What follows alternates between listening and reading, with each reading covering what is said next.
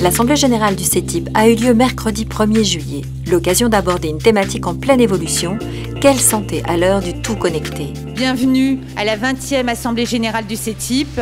Réunis en table ronde, les nombreux acteurs de la santé et de l'économie ont pu répondre à différentes questions et enjeux de la digitalisation. La digitalisation en santé apporte, je dirais, les mêmes bénéfices que dans l'économie en général, que dans la politique et autres.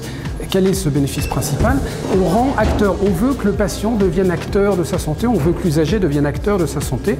Et donc le digital apporte cette possibilité de devenir acteur. Autre changement lié à la révolution numérique est le partage des connaissances, l'open source.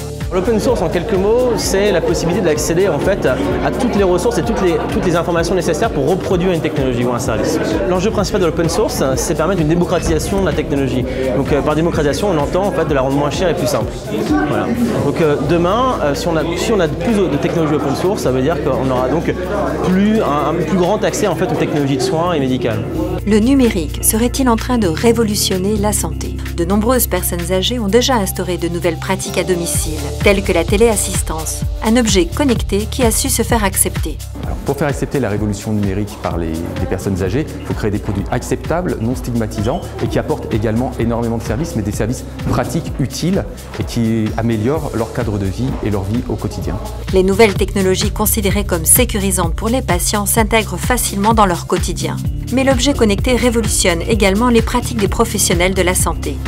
Dr Jacques Lucas, vice-président du Conseil de l'Ordre des médecins, a rédigé le livre blanc « De la e-santé à la santé connectée », publié par l'Ordre en janvier 2015. Cette révolution numérique pourrait être aussi une opportunité pour la médecine et les médecins. Les outils qui soutiennent la révolution numérique, les objets connectés en particulier, doivent faire l'objet d'une évaluation de nature scientifique et de nature technique. Et par ailleurs, se pose une interrogation de nature éthique sur la collecte des données, l'hébergement des données et la circulation des données personnelles de santé sur les réseaux.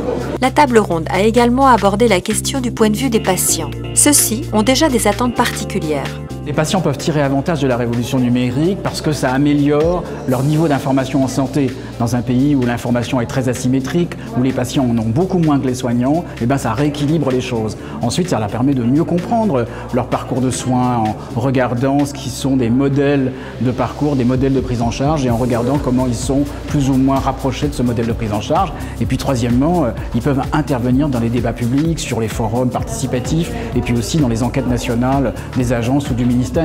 Le tout connecté est attendu pour une meilleure efficacité du parcours du patient. C'est également une remise en question du système de soins.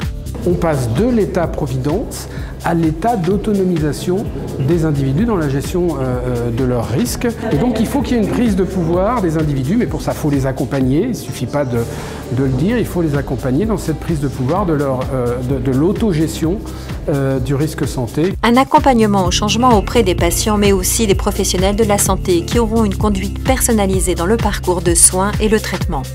À l'issue de cette table ronde, force est de constater que la révolution numérique est déjà en marche dans le secteur de la santé.